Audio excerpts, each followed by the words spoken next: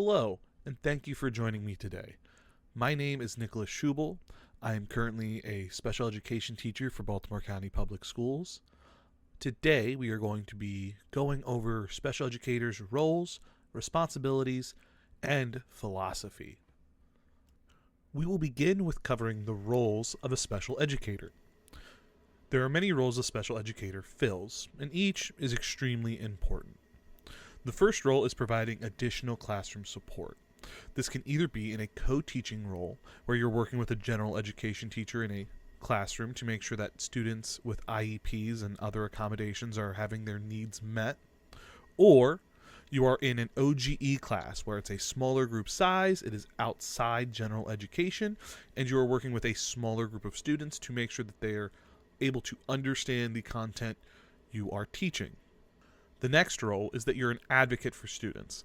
That means you are making a stand for students who might not be able to advocate for themselves. So you are making sure that students are being treated fairly, they are not facing discrimination, and most importantly, they are having their educational rights protected.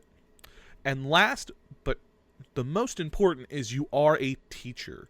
It is your role to make sure students are receiving a proper education, they are learning the content you are providing them with the knowledge they need to succeed in both your classroom and in real life. Now that we are familiar with some of the roles you may face as a special educator, let's talk about some responsibilities, starting with the legal responsibilities. One major legal responsibility of special educators is facilitating the aspects of the creation of an IEP, or Individualized Education Program. This is a time-consuming process. However, it is a legal document. If you are not doing what you need to do and taking the steps you need to take, you can get in legal trouble. Furthermore, you need to make sure your IEP is being followed. This means that the accommodations and modifications that you have written for a student within that IEP are being implemented in the classroom or during testing. If a student is supposed to receive additional time and they are not receiving that time in both testing and the classroom, there is a chance you can face legal repercussions. Special educators also hold certain ethical responsibilities for their students. This can be building strong relationships, such as checking in with your students and making sure they are doing fine in both their academic world and their personal lives, maintaining a high level of professionalism to make sure that you are arriving to work prepared and ready to educate, and using data-backed information to inform teaching practices, such as reviewing subjects that your students might have struggled with, or working with colleagues to see how they had their classes perform with certain subjects that are coming up, and basing your lessons around that. Working with colleagues transitions us into our collaborative responsibilities, such as ensuring coursework aligns with IEP accommodations if you are co-teaching. You want to work in tandem to collect data for your IEP caseload so that you can make sure their IEP is accurate. And you also want to create a positive learning community with your colleagues and fellow educators. Our kids are a lot smarter than we think they are, and they can tell if there are issues between teachers in their school.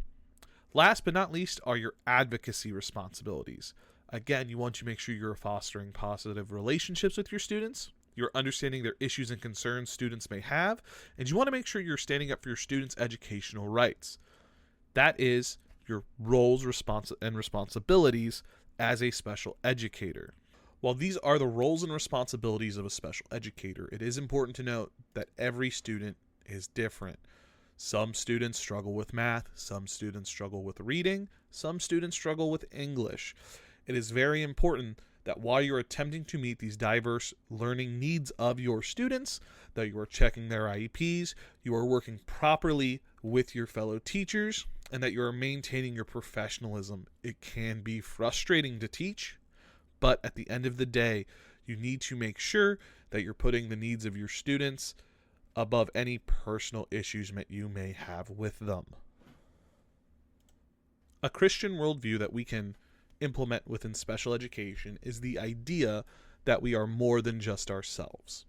By implementing this idea that the actions you have affect those around you, we can further motivate our students to do better in the classroom and better in their community. If we are able to impart that the smallest action can have a positive change, then it is our role as a special educator to impart that wisdom and philosophy to them.